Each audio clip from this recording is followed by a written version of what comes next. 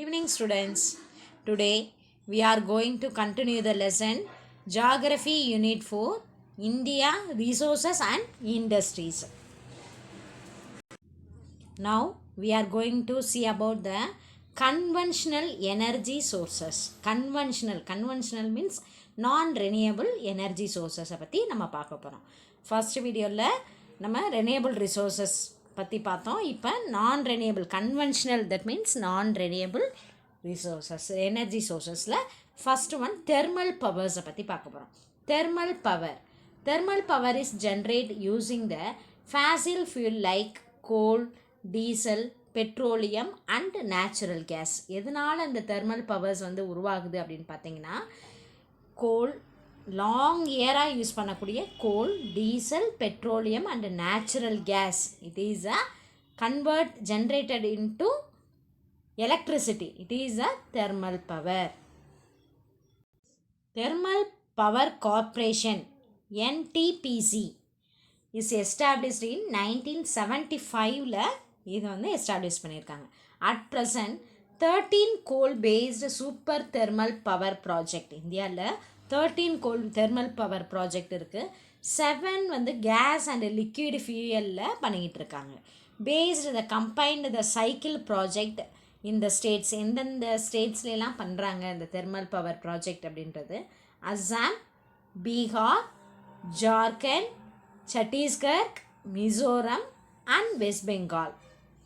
நெய்வேலி, மேட்டூர், தூத்துக்குடி, எண்ணூர்ன்றது சென்னையில் இருக்குது. Are the important thermal power station in தமிழ்நாடுலேயும் இருக்குது, நார்த் இந்தியாலையும் இருக்குது. தமிழ்நாட்டில் இருக்கக்கூடியது பவர் ஸ்டேஷன் வந்து நெய்வேலி, மேட்டூர், தூத்துக்குடி, எண்ணூர்ன்றது வந்து சென்னை பக்கத்தில் இருக்கக்கூடிய தெர்மல் பவர் ஸ்டேஷன். நெக்ஸ்ட் வந்து நியூக்ளியர் பவர் ஸ்டேஷன். நியூக்ளியர் அப்படின்னா அணு உலைகள் அப்படின்னு சொல்லுவாங்க. அணு துகள்களை வந்து யுரேனியம், தோரியம் அப்படின்னு பிரித்து அதில் இருந்து ஜென்ரேட் பண்ணி எலக்ட்ரிசிட்டியாக கன்வெர்ட் பண்ணுறது தான் nuclear power station. The energy released during the nuclear fusion is used to generate electricity. Nuclear energy is generated mainly from the minerals of uranium and thorium. எந்த மினரல்ஸில் இருந்து அந்த நியூக்ளியர் எனர்ஜி எடுக்கிறாங்க அப்படின்னா uranium and thorium. First nuclear power station was set up at தாராப்பூரில் first nuclear power station இருக்குது. தாராப்பூர் எங்கே இருக்குன்னா மும்பை இன் மகாராஷ்டிராவில் 1969ல் இதை லொக்கேட் ஆகுது. Later atomic reactors was installed at Rawatbhata அப்படின்ற இடத்துல 335 மெகாவாட் MWனா megawatt near Kota in Rajasthan. இது வந்து கோட்டா அப்படின்ற பிளேஸ் வந்து ராஜஸ்தானில் இருக்குது. அங்கே 100 மெகாவாட் வந்து எடுக்கிறாங்க. கல்பாக்கம் எங்கன்னா சென்னை கிட்ட 440 மெகாவாட் வந்து மின்சாரம் எடுக்கிறாங்க. அண்ட் கூடங்குளம் அணுமின் நிலையம் கேள்விப்பட்டிருப்பீங்க, 2000 மெகாவாட் இன் தமிழ்நாடு. இது கல்பாக்கம் அண்டு கூடங்குளம் வந்து தமிழ்நாட்டில் இருக்கக்கூடாது. நரோரா அப்படின்ற இடம் வந்து உத்தரப்பிரதேசில் இருக்குது. அங்கே எவ்வளோ மெகாவாட் எடுக்கிறாங்க? 235 மெகாவாட். காய்கா இன் கர்நாடகா அப்படின்றது வந்து 235 மெகாவாட் வந்து எடுக்கிறாங்க. காகர்பாரா அப்படின்றது 235 megawatt in Gujarat. Do you know பாருங்க, the Nuclear Power Corporation of India Limited NPCIL is an Indian public sector undertaking based in Mumbai, Maharashtra. இங்கே NPCIL அப்படின்றது வந்து கவர்மெண்ட் ரன் பண்ணுறக்கூடிய அந்த நியூக்ளியர் பவர் ஸ்டேஷன் இருக்கிற இடம் எங்கே இருக்குன்னா மும்பையின் மகாராஷ்டிராவில் இருக்குது. It is wholly owned by the government of India and is responsible for generation of nuclear power for electricity. இது ஃபுல்லாகவே சென்ட்ரல் கவர்மெண்ட்டை ரன் பண்ணக்கூடிய கம்பெனிஸ். இது வந்து ஃபுல்லாக எதுக்காக மட்டும்தான் எடுக்கிறாங்க? நியூக்ளியர் பவரை வச்சு தான் எலக்ட்ரிசிட்டி எடுக்கிறாங்க. ஃபஸ்ட்டு நம்ம பார்த்தது கன்வென்ஷனல் நான் ரெனியபிள் பார்த்தோம். இப்போ பார்க்க போகிறது renewable energy sources. A renewable, what is the meaning of renewable? we can use after utilization. ஒரு தடவை யூஸ் பண்ணி முடித்தாலும் திரும்ப திரும்ப என்ன செய்யலாம், யூஸ் பண்ணலாம். அதை தான் ரெனியபிள் எனர்ஜி சோர்சஸ் அப்படின்னு பார்க்குறோம். ஃபஸ்ட்டு இதில் பார்க்க போகிறோம் hydro power. Hydro means water. ஹைட்ரோனா என்னது, வாட்டர்லேருந்து எடுக்கக்கூடிய எலக்ட்ரிசிட்டியை தான் ஹைட்ரோ பவர் ஸ்டேஷன் அப்படின்னு சொல்கிறோம். Power generator from water is termed as hydro electricity. Power generated, powers வந்து வேகமாக ஓடி வரக்கூடிய வாட்டர்லேருந்து எடுக்கக்கூடிய எலக்ட்ரிசிட்டியை தான் ஹைட்ரோ எலக்ட்ரிசிட்டி அப்படின்னு சொல்கிறோம். Hydro power is the energy horn from running water. வேகமாக அடித்து ஃபால்ஸில் வந்து ஊற்றிக்கிட்டே இருக்கும். அந்த பார்த்தீங்கன்னா அதிலிருந்து எடுக்கக்கூடியது தான் என்னது, hydro powers. Hydro power is considered as one of the most economic and non-polluting sources of energy. Hydro பவரில் செலவு எக்கனாமிக் வந்து என்ன இருக்கும், ரொம்ப கம்மியாகவும் இருக்கும். நான் பொல்யூட்டிங், இது வந்து எந்த இதையும் என்ன செய்யாது, பொல்யூஷன் ஆக்காது. It contributes nearly 7% of global electricity production. இதோட பங்களிப்பு 7% வந்து குளோபல் எலக்ட்ரிசிட்டி ப்ரொடக்ஷன் நம்மளுக்கு கொடுக்குது. The cost of production of hydroelectricity is relatively low, making a competitive sources of renewable energy. என்ன செய்ய முடியும், 7% நம்மளுக்கு ஹைட்ரோ பவர் ப்ரொடக்ஷன் கிடைக்குது. இதில் வந்து என்னது, காஸ்ட் வந்து ரொம்ப லோ தான். ஆனாலும் திரும்ப திரும்ப இந்த சோர்சஸ் வந்து நம்மளுக்கு ரெனியூபிள் என்ன செய்யும், இந்த எனர்ஜி நம்மளுக்கு கிடைச்சிக்கிட்டே இருக்கும். It is also a flexible mode. இது எப்படி இருக்குமா, ஃப்ளெக்சபிள், வளையக்கூடிய தன்மை கொண்டது. Flexible mode power generation as the quantity of production can either be increased or decreased very quickly adapting to the changing demands. என்னவாகும், ஒரு சமயம் வந்து கூடும், ஒரு சமயம் வந்து பவர் ஜென்ரேஷன் குறையும். இது எல்லாமே வந்து நம்மளோட தேவைகளை சீக்கிரமே என்ன செய்யும், நிறைவேற்றி கொடுக்கக்கூடியது. See that, do you know the first hydroelectric power station in India was established at Darjeeling. எந்த இடத்துல ஃபஸ்ட்டு ஹைட்ரோ பவர் ஸ்டேஷன் இருந்துச்சு இந்தியாவில், Darjeeling, 1897. The National Hydroelectric Power Corporation is located Faridabad in India. National Hydroelectric Power Corporation எங்கே இருக்குன்னா ஃபரிதாபாத் அப்படின்ற இடத்துல இருக்குது. Next renewable energy sources வந்து solar energy. It's a big solar energy. சன்லைட்லேருந்து கிடைக்கக்கூடிய பிவி, ஃபோட்டோ வயலட்டிக் சிஸ்டம் அப்படின்னு சொல்லுவோம். அதிலிருந்து எடுக்கக்கூடிய எனர்ஜியை தான் சோலார் எனர்ஜி சொல்லுவோம். It is a biggest and abundant sources of energy.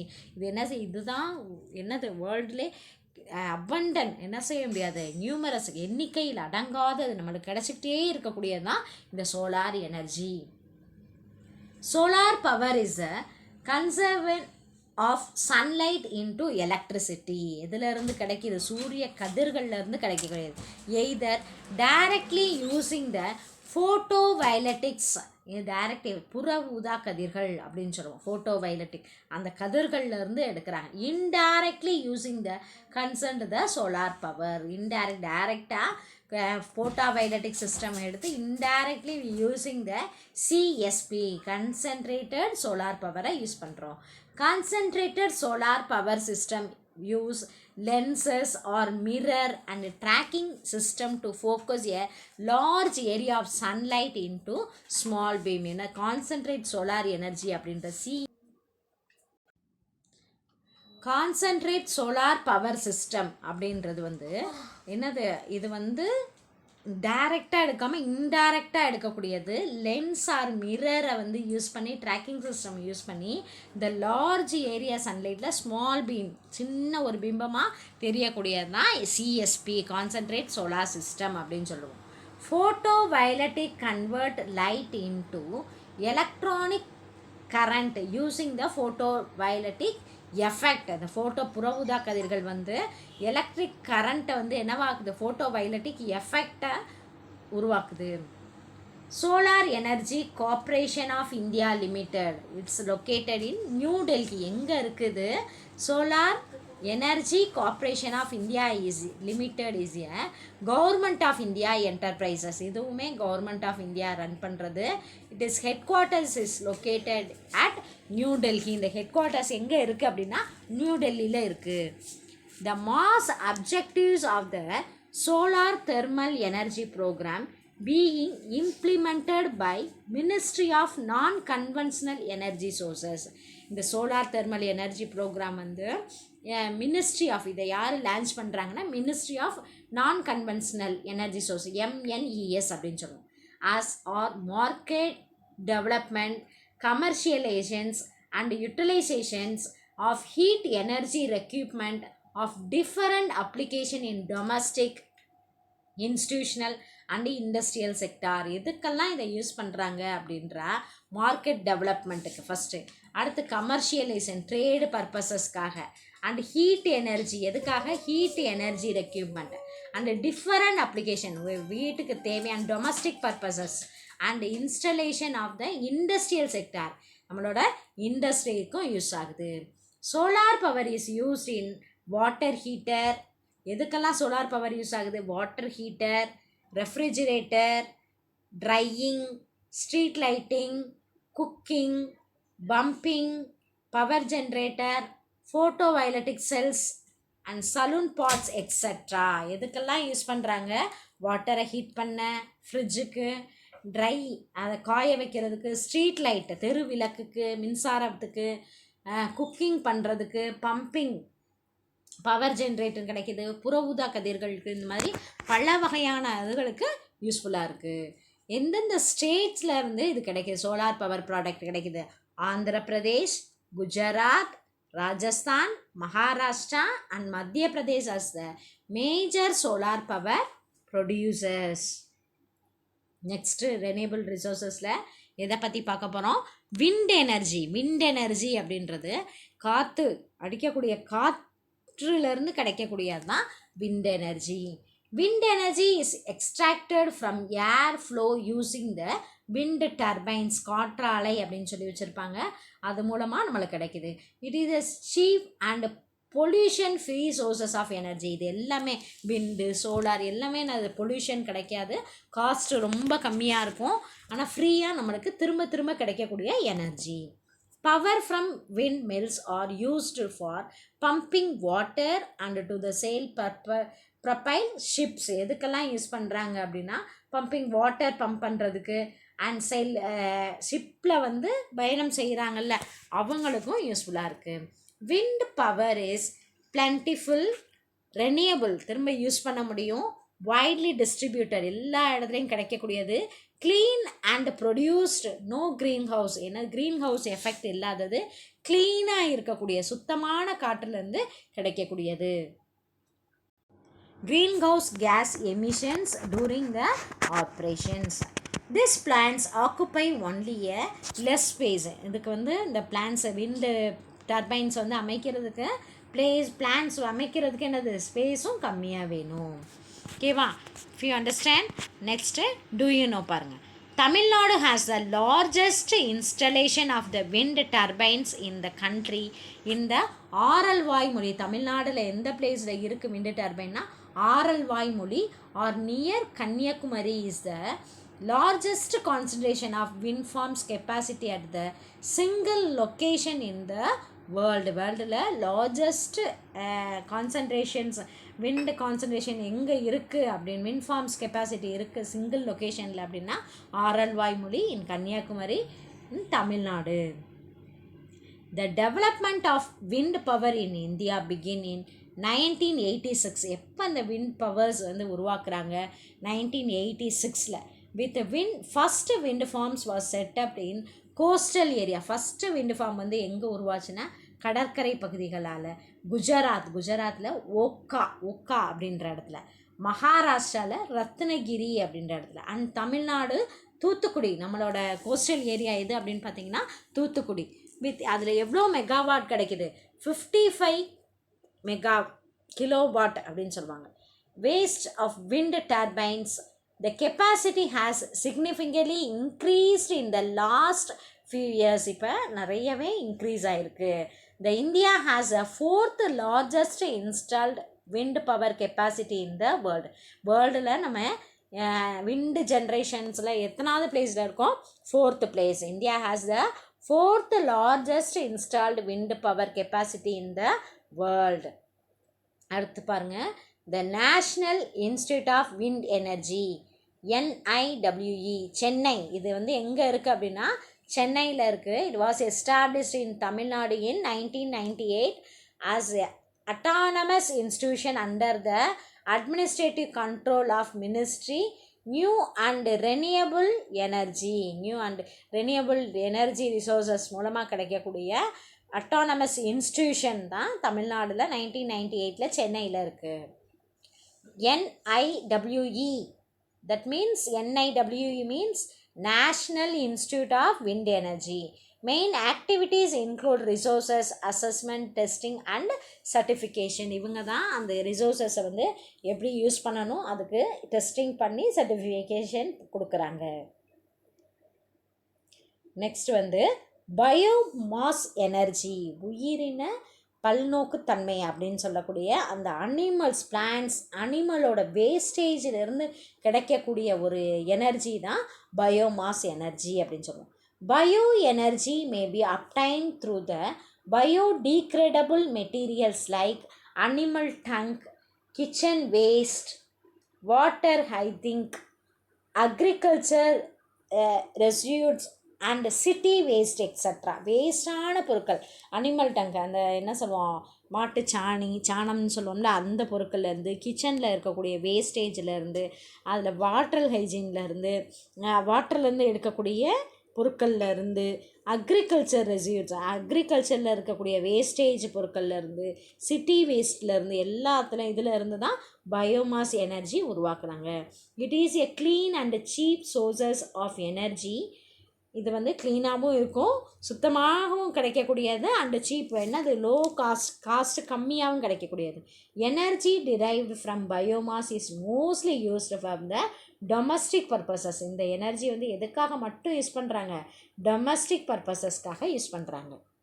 Next வந்து டைடல் அண்ட் வேவ் எனர்ஜி, அலைகள்லேருந்து கிடைக்கக்கூடிய எனர்ஜியை தான் டைடல் அண்டு வேவ் எனர்ஜி அப்படின்னு சொல்கிறோம். This also one of the renewable energy sources.